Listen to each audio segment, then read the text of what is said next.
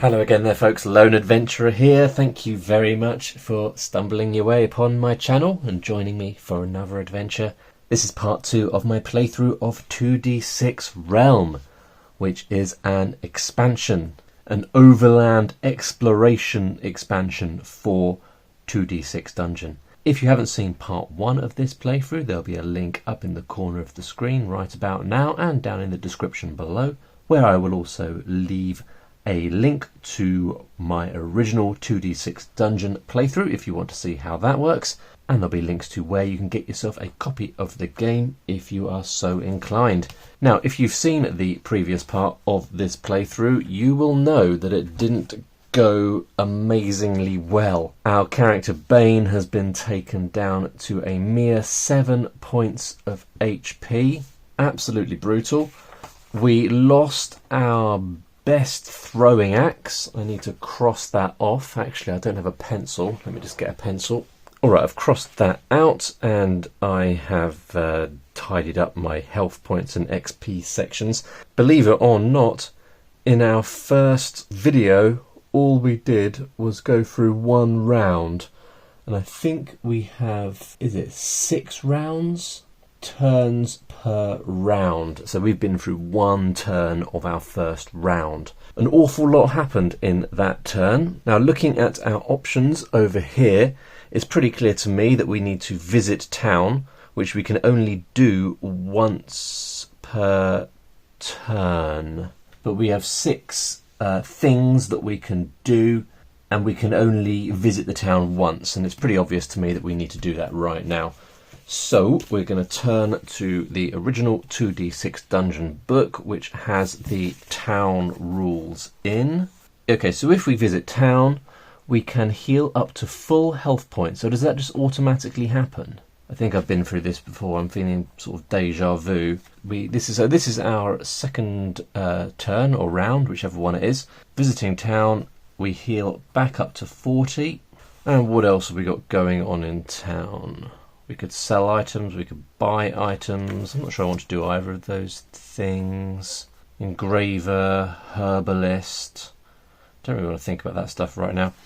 Buying rations. You can buy a maximum of 3 adventuring rations. Those you have to consume between levels of the dungeon. I don't know if we have to consume them out in the real world as well. We've only got 1 ration, so maybe we should buy a couple more, which will cost us 10 silver coins per ration, so we'll go down to 94 silver coins.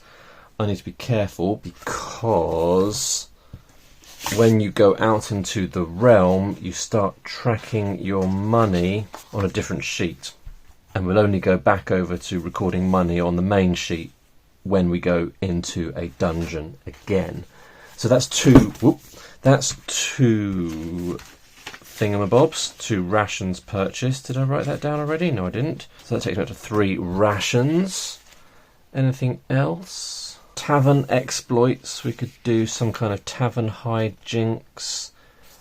Oh, we're definitely going to visit the temple. Okay, so that basically allows us to get a favour point for a god. Now, I don't really know which god we want to go for, so I'm probably going to do this at random. We've got a lot of favour points for some of these dudes. Muratani the Pulp, we're maxed out on favour points. So let's go for Interneric the Merc. No idea how that will help us, but we might as well. We could do arm wrestling. I don't think I'm going to do that. Alright, so that is that, and we can go into a new turn. Is it a turn or a round? Let me just check in the rules. It's a turn. Each turn is divided into 6 rounds. So we can go into a new round, which will be round number 3 of 6. And we are going to be doing some new exploring and hoping we don't find something quite as deadly as the spider was. So I'm going to turn to the rules because I do not remember how to do this. It's been a couple of weeks since I recorded the last video. Life got in the way, as it were, and I was recording some playthroughs for some games that are on Kickstarter right now. including the new edition of Marching Order. I'll pop a link to my playthrough to that up in the corner of the screen if you want to check that out after you've watched this video. Exploring a new plot. That's what we're doing right now. So we roll to determine the type of land, and we do that on the type of land table. Ah, there we go, I have got it marked. We need our dice to roll on that, at which point I can reveal my super cute new little dice tray that I've got here. I'm hoping this will be a little bit easier to bring onto screen as and when I need it. And when I roll the dice now, they won't fling off out of camera. And as a reminder, our blue dice is our primary, our red dice is our secondary. So we've got a 2-5, which gives us a den. So we need this, obviously, and then this is the land record. Now, we haven't established ownership yet, so I don't know where to write it on this. So we need to, I think, to be honest, I might print out a separate copy of that land types table, because you have to look at it quite a lot. Now, obviously, we need to look at these icons, and a den is that. Look at that little, okay, so that is our den. Now, what I should have said is where we are going to find this. I forgot to do that. We'll just say we're going over here. So I'm going to draw a little den. Alright, I realised we were looking at the simplified version there, and being an ambitious sort, I am drawing the 3D versions of the locations. Not that it looks that fantastic. There's my den. There's the mound we visited in the last video. Here is our den. So with that drawn, we then need to establish, hello, we've got over here, this is pretty handy, we've got establishing the ownership rules. That's quite good. So I've got to roll a d6, and if I roll a 3 to a 6, that means I am able to claim ownership. 4. Fabulous. So that means that I am owner of the land. So we are claiming the land. This is the first time I've done this. We've got process of claiming land here. So this land will now become part of our claim area. No, sorry, it becomes part of our realm area, and possibly your title claim area. And then you are due to pay taxes on it at the end of the turn. But the benefit is that we can build on this land and build useful buildings. So I guess we just record the land in the claimed land log. So previously we put that last location up here in the unclaimed land log. Now we're going to put this one down here in the claimed land log, or just the land log. And looking over here at the den, so let's write den, plot area tag. Well, this is going to be DE as the tag for den, and then 2. So this will be DE2, and we will write that in the corner of this plot. Well, I've written 1MO for the previous one, so we're doing number first. Is that what you're supposed to do? I'm not really sure. So this will be 2DE. Not that word, this one here. There we go. We've got a rank of 2.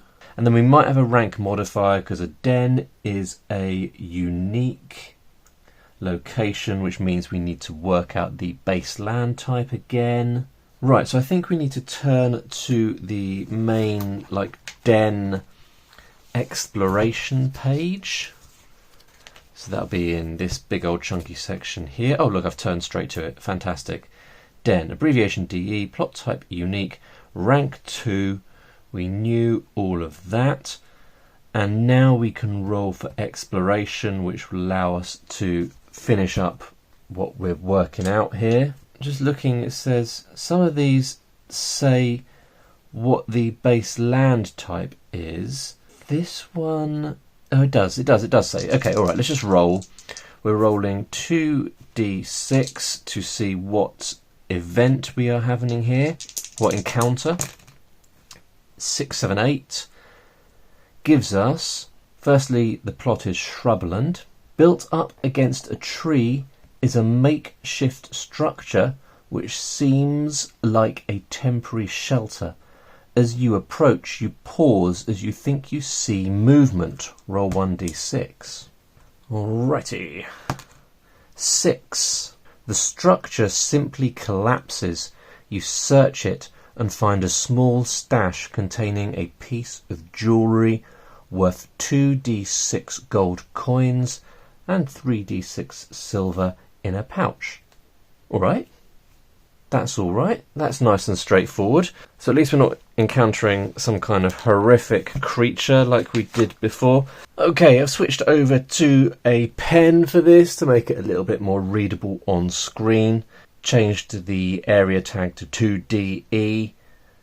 Now, the size, in the previous video for the, whatchamacallit, whatever that thing was, a mound, I'd written a size of 75. Now, I think 75 is the building points that you can utilise for that location. Maybe. I'm not 100% sure. But looking at the example, it's pretty clear to me that the size is actually the number of squares that the location takes up. Apologies, let me bring that up there.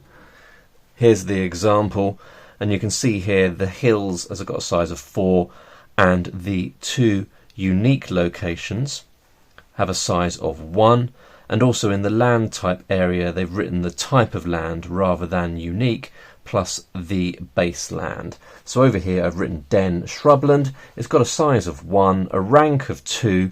I had a look to see what the rank of Shrubland is, and it is 2, so we've got a +2 rank modifier, and I think we can leave it at that for the time being. So we need to turn back to our encounter that we're having here and work out how much the jewellery is that we found. That is 2d6 gold coins.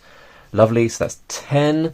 I can write that in my realm ledger, I guess. We're going to write jewels here.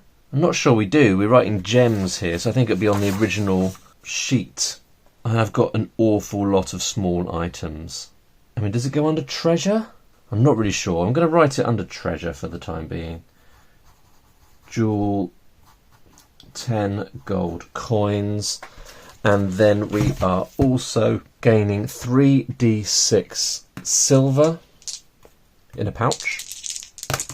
So that's 11.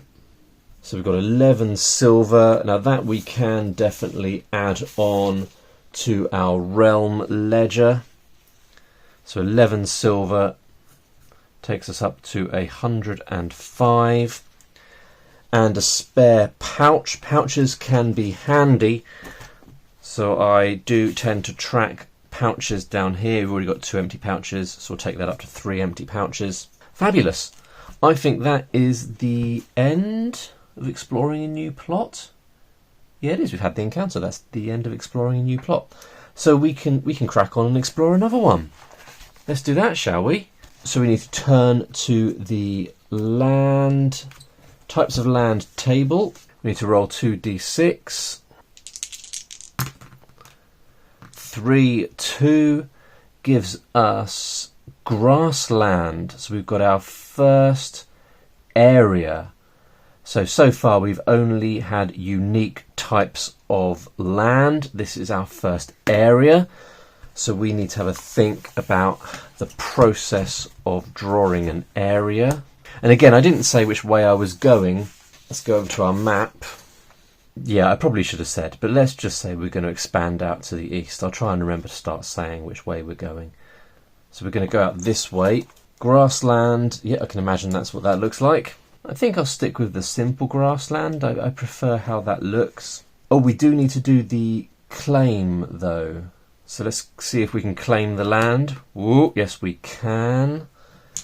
Brilliant. How do we decide how big it's going to be? Alright, so what we do is we draw the initial one. So that's going to be this one here. Then we've got some grass.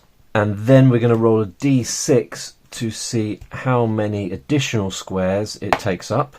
An additional 2, that's quite modest. And there's sort of an elaborate way that you work this out. Yeah, I think basically it's a case of ensuring that it's random and you're not trying to dictate it yourself. So you assign numbers to the sides and then you roll a dice, and then that's the way that the land will be placed. So we will just say that if we roll a 1 or a 2, the next grassland is here. 3 or a 4, it's over here. 5 or a 6, it's down here. So you imagine you're coming in from that location, and then there's 3 locations where it could be. So 1 means that the grassland continues up here, and then we'll do the same, but we've only got 2 squares that it could be in now. So 1, 2, 3, it'll be up here. 4, 5, 6 will be over here. There we go, so that's over there. So there you go, look, we've got our first land area. That's cool. So we've got a nice big chunk of grassland here. We know that it belongs to us, which is pretty sweet. So we need our land register. And this is grassland. And it's got a size of 3. What else do we need to do? I guess we need to turn to the grassland section. And we need to do the code. So GR for grassland. And 3 because it is the 3rd area we have explored. And then we will put the code in the corner here. So that's the first one that we came to. And that code, that plot area tag, refers to the entire area there. And we can see grassland's got a rank of 2. I don't think we'll have any modifier here because we don't have a base land type. Although this woodland's got a rank modifier of 1. So I don't know where that came from. I notice this is built, now that we're looking at a base land, we've got a building modifier. So if we build on, grassland is good to build on because it's flat and the soil's good quality. They also start with +1 HP. I haven't even thought about that yet. Okay, I'm not sure where that rank modifier came from. Let's not worry about that for now. Let's just roll. This is our 4th turn, I think, or our 4th round of the turn. 4th turn of the round. I'm still getting that confused, even though I've already looked it up. Let's roll to see what encounter we are having here. 6. 6 gives us the tall grass here rises to your shoulders, but you push on through. But it's the perfect place for an ambush. And out of the curtains of grass spring 2 blood knives. You must defend yourself. Oh, look, there's an optional name. The Hidden Fields. So I could write that on my map if I wanted. Should we do that? Let's write the Hidden Fields. And we have got an enemy to deal with here. So we're going to be doing some fighting. 2 blood knives. Please don't be too scary, blood knives. Okay, they're level 2. So that means they're not too scary. It does mean I'm not going to get any XP for facing them. But frankly, I don't really mind. So we've got 2 of these bad boys. So we'll pop this here to track our fatigue. We need to be able to track the health of the blood knives. Both have 10 HP. So let's see if I can rustle up 2 10-sided dice. So we'll have those on 0 for now, but that represents 10 for each of them. Let's have a quick look at the blood knife. The blood knives are a group of rogues who operate within the Heartland. They are criminals and disenchanted soldiers who have been united under one leader called Vexor Rose. Cool, a little bit of lore there. XP doesn't matter. 1 shift. The treasure. They've got leather armour on primary 4s and 5s. That means that if we do a Hue attack, we need to take that into consideration. And the manoeuvres are on a 3, 1 and a 4, 6. So let's get into it, shall we? Let's try and keep this quite snappy. This is me attacking. 4, 4. Okay, so that's a Hue, and that is a direct hit. That's good, isn't it? It's been a while since that's happened to me. Where's the rules? There they are. And I think you get to add on your shift or something like that, or do maximum damage and add on your shift. Yeah, it's an exact strike.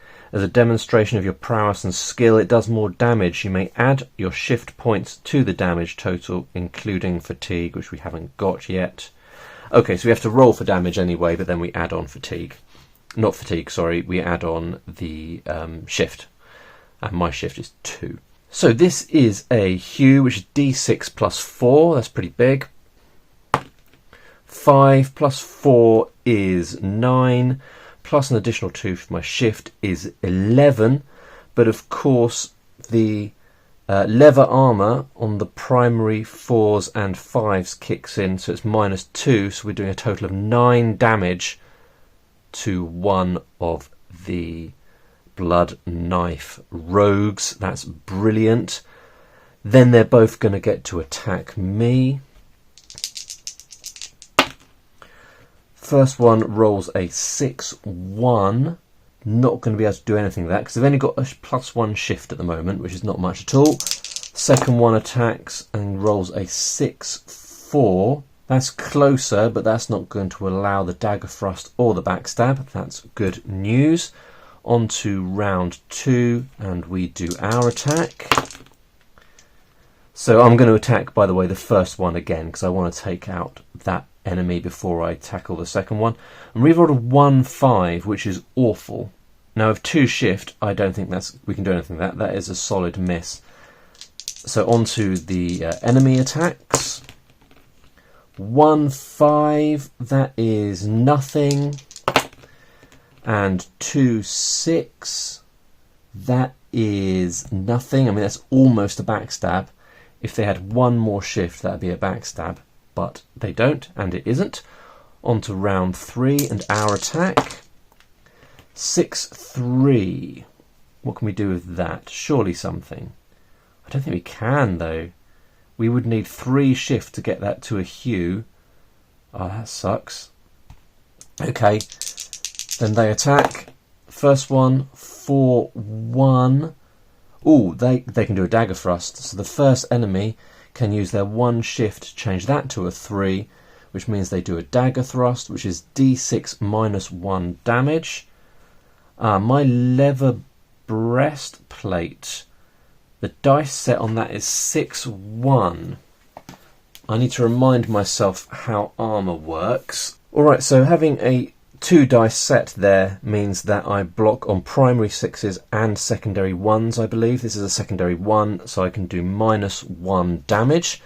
So we will roll for the dagger thrust. 2, minus 1.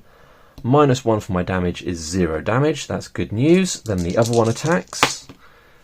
1, 6. That is nothing. On to round 4, and everyone's getting +1 shift now. 4, 2, this is me attacking, by the way. 4, 2. Now really I want to take it to a Hue anyway, even though they can block it, because it does a lot more damage. And I can do that now, because I can change that 2 to a 4. So we are able to do our Hue. We're going to be rolling 1d6. Doesn't really matter that much because we're doing 5 plus 4, which is plenty to take out the enemy that only has 1 damage left. Then we're only being attacked by 1 enemy. 5, 6. They can do a backstab with that quite easily. Taking that down to a 4. Backstab's going to do d6 minus 2 damage. What was the dice? What did they roll? 4, 6. Okay, I was just checking for the my armour, but that's not going to block anything. 2 minus 2 is none. We are having a lot more luck than we had in the last combat. So on to round 5. Everyone's getting +2 shift. I'm attacking first. 1, 6. That's pretty bad. Can I do anything with that? I don't think I can I? Nope, there's nothing we can do with that. Nothing whatsoever. So then they're going to attack back. Totally going to do some damage now. 4, 5. Easily change that to a 4, 6, which means a backstab. D6 minus 2. 4 minus 2. So we're taking 2 damage. Taking us down to 38. On to round 6. And everyone's getting 3 extra shift. Okay, let's see if we can finish this. 6, 4. Now we have got a total of 5 shift now, which means I can quite easily shift that down to a 4 and that up to a 4, which means we are doing our hue at D6 plus 4. 6 plus 4 is 10, but minus 2 because of the leather armour, so we're doing 8 points of damage. Taking our 1 remaining blood knife down to 2. Where they've hidden the 2, there it is. Then they're going to attack back. 3, 1. Loving this new little dice tray, by the way, which is a dagger thrust, meaning doing D6 minus 1 damage. 4, that's annoying. Oh, but we are defending 1 as well, so that's 3. Down to 35. And then onto a new round. We're on the maximum fatigue adjustment now. 6, 3. Again, we can take that down to a 4. That up to a 4, which means we are doing our hue attack. 5 plus 4 is 9. That attack is powerful. Minus 2 is 7, but obviously that is plenty sufficient to finish off that blood knife. Fantastic. Then we're going to roll on PT1 plus 1 and get D6 gold coins. So I think PT1 plus 1, for that we're going to have to turn to the original table's codex. I believe it's a pouch table. Sounds to me very much like a pouch table. PT1 on page 23. So we're going to roll on pouch table 1 and add on 1. 9, 10. There are some Zumerus leaves and 2 low quality gems. Roll twice on GMT1 minus 2. So let's record those herbal leaves, some Zumerus leaves. We can put those in a pouch. Anything loose like that, you can't. You got to put stuff like that in a pouch, I believe. I've got quite a few things now, like herbal bits and pieces. Some Maleko leaves, some scarlet Oreovatus, some Dancoma stems, some Zumerus leaves. I haven't really been recording these narrative moments, so maybe I need to split my small items across 2 sections so I can record all the herbs together or something. Clearly I need to do some organising. Any comments about how you organise your small items when you play would be greatly appreciated. And we need 2 low quality gems, GMT1 minus 2. So here's our gem table. So we're going to roll and subtract 2. 2 minus 2, well I guess it takes you down to a minimum of 1. So we've got 2 low quality pearls. Those need to go on our realm ledger. There we go. And then I think we need to just turn back to the encounter that we were having, just in case there was anything else there. So we need to turn back to the grassland. Did I roll a 6? I did. So yeah, there's nothing else here. It just says the plot area remains grassland. So I don't think we have a rank modifier. I mean, if anyone wants to correct me on that, please do. And then I don't think I need to record anything else here. I think that is done, and that's the end of that round. So the question is what we're going to do now. We've got, do we have 2 more? Yeah, we've got 2 more. So we could carry on exploring, or we could begin constructing a building, which requires some thought. But I've got to do it at some point, really. So I might just pause the video, have a little read up about building, and then bring you back and we will do some building. Alright, so I've had a little review of the rules around construction of buildings. Now, building construction and maintenance is very much a cornerstone of this expansion. So really, in order to fully appreciate and enjoy 2D6 Realm, it's not going to just be for people who want to do exploring like we have been doing so far. You really also have to have an interest in the development of your realm, adding buildings, maintaining an appropriate level of workforce, because buildings will only contribute positively to your realm if you have workers to assign to those buildings. So this is another game that really demonstrates the designer, Toby Lancaster's, love of old school video games.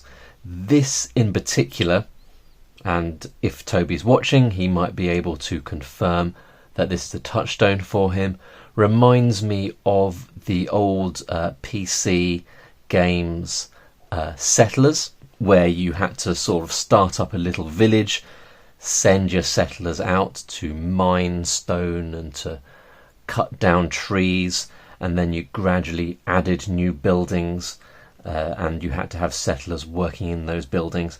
I reckon that's the sort of game that inspired this. So this very much is like the other half of this game. You've got the exploration stuff, and then you've got the building. And we're going to add our first building now. Now, as I said, you do need to have workers. And in order to have workers, actually we've got a little workers reminder section over here. That's quite handy. But in order to have workers, you need to have houses. So what we need to do really is to add our first house. So this sheet here is the building register, and down here we've got the house and manor building register, and we're going to build it in the grassland.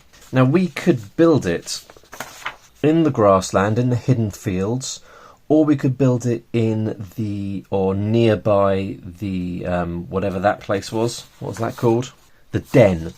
Now my suspicion is that the den has a reduced number of building points. Building points represents how many buildings you can build in a particular location. The standard is 100. So over in the grassland over here, we have 100 building points to work with. So this is going to be in 3GR. And the building type is house. Size, I think probably a size of 1. But let's... Now we do have a building list here. So for the house, we can see we've got 6 HP, 10 size, 20 cost, and a rank of 0. But if we turn to the cards section, there's also a card for each building, I believe.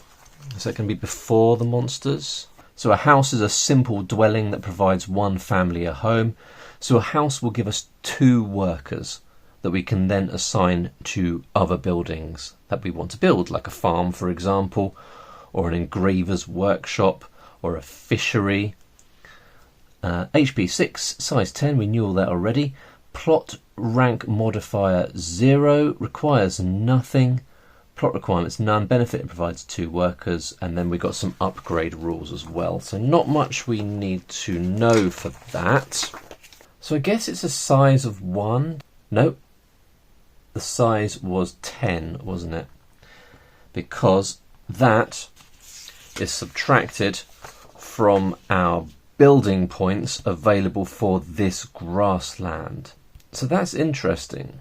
Is the building points 100 for each area of our grassland, or each square in our grassland area, however you phrase that, or is it for the total? So is it 100 per bit of the hidden fields, or 100 in total? I'm not really sure. I'm just going to take that down to 90 for now, and then think about it later when I'm feeling less lazy. Level, I'm not sure what the level's for. Is this once we've upgraded it, maybe? Rank modifier, income, workers. Now this allocated workers section, I guess if you have a manor house, it gives you more workers. We've got 5 little squares there. So for the 2 workers, so I suppose we can cross off 3 of those, because a house will only allow us to allocate 2 workers. Now those workers won't be available to us until we have built the house, and building the house will take a number of turns equal to the HP of that building. The HP of a house is 6. So what I'm going to do, let me show you, is block out the 7th square. Each round we will tick off one of these squares, and that's sort of like the house like powering up, as it were. And then once we get up to 6, the house will be built. So we've got to be a bit patient. So I think it's good that we are getting the house built straight away. Now let's just have a look at the construction rules here. Each plot that can be built on has 100 building points. So a plot, I guess our plot is each square of grassland is a plot, I think, which I reckon means that our grassland can take 300 building points, or 300 points worth of buildings. So this first house is just the tip of the iceberg in terms of what we can build here. Oh, and that's expensive. So this is gold coins. The set cost is 20 gold coins. So building a house is actually pretty flippin' pricey. How many gold coins do I have? 115. So I can't build a lot with my hard-earned gold. So that's going to take us down to 95 gold coins. I think I need to like draw a little house on our map. Okay, so we do get to tick the first HP box. I think I'm going to do this with a pencil because theoretically it can get damaged. And so we need another 5 rounds for our house to be completely built. That's it, I think, in terms of building. So that was our 5th action. And looking at the time of the video there, I think I should pause. So we will carry on in another video. We will have the 6th and final round before the end of the month. End of the month, we need to do some taxation stuff. And yeah, there we go. I think we made some good progress there. We built our first building. We have done a bit more exploration of our realm. Good, good, good. Hope you enjoyed that, folks. Any questions, any clarifications, drop a comment below this video. Obviously, if I've done something incorrect, mention it in a comment as well so we can keep track and I can improve the accuracy of my following of the rules in subsequent videos. Hope you enjoyed that, folks. See you in the next one. Bye for now.